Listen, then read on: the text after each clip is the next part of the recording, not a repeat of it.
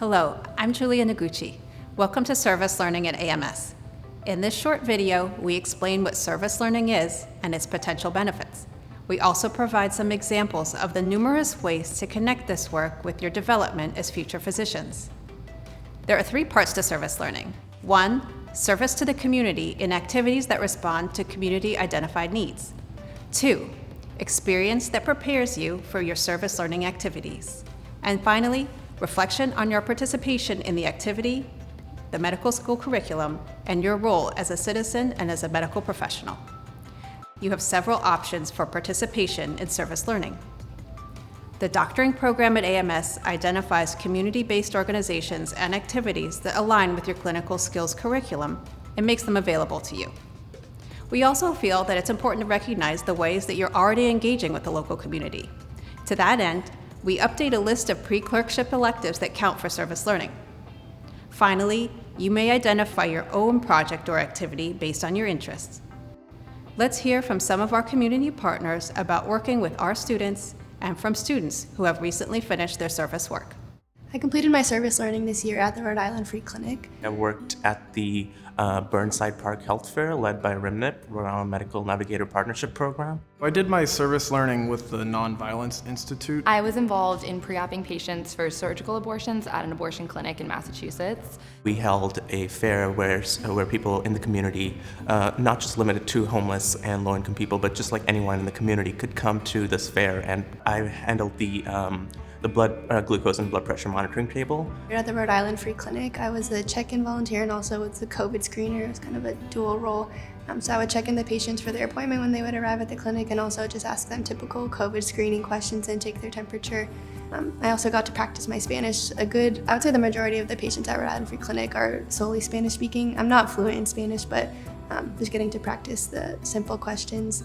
We had a long kind of discussion on how violence is perpetuated in the medical system from physicians and all healthcare workers to patients. And a lot of times this is in an implicit violence where physicians don't realize they're committing these acts of violence, and violence being verbal, physical, microaggressions, things like that. It was really helpful for me to see one of the pathways that I could have into medicine. That's something that I'm interested in doing in terms of like reproductive justice. And so I was sort of curious about the way that I could be involved at this stage right now. And with our doctoring program, I learned how to take a medical history, and so I knew that was something that I was equipped to do there. While working at the clinic, I really got to practice talking with patients and just having it be more natural, because at the beginning it's an adjustment to learn how to talk to patients, but as I worked there more and more, I got more comfortable talking with patients. For the students to come and to know that they have a place that they're getting grounded, that they have a place to learn about the community, the culture, the people,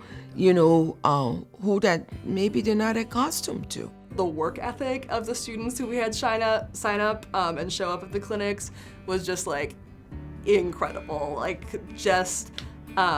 Was such a good experience to work with, just in terms of like the attention to detail and the care that people took with everything that they were assigned, was just overall an amazing experience. This is where somebody comes with a need, and it's a chance to explore compassionate kinship.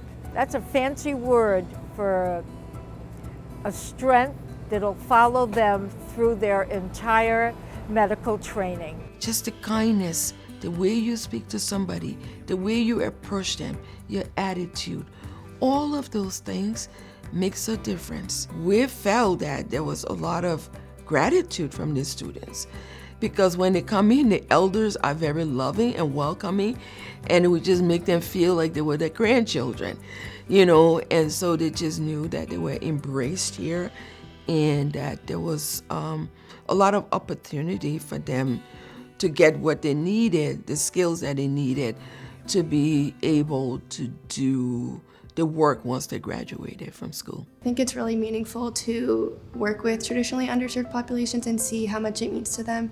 I mean, sometimes I feel like it means more to us than it does to them to get to be a part of their care, and so I think that has shaped how I want to practice in the future, and also just the way that I want to treat patients. It was a really fruitful experience in that I did get to work with so many people. I did a lot of outreach with the low-income and homeless community, and I actually got to see some of the people on the streets and that was something that shook me to the core, I would say. It's one thing to like come here and you sit through lecture for a lot of hours and you're spending a lot of time studying, you're doing like a lot of really micro things that you're trying to learn. And then it was really different to go there and be like, oh, like it's really important to know the medicine because that's what's keeping people safe. But there's also a lot of politics and a lot of logistics and a lot of just like being a support system for people. And so I think it was important to see what's going on outside of the classroom. Service learning goes beyond just a community engagement. Many students go on to develop longitudinal relationships and scholarly projects with community partners that address community concerns and the broad determinants of health. Whatever your personal or academic interests, you can identify a project or activity that not only develops your own professional skills, but also works towards improving the health and the quality of life of Rhode Islanders and your future patients.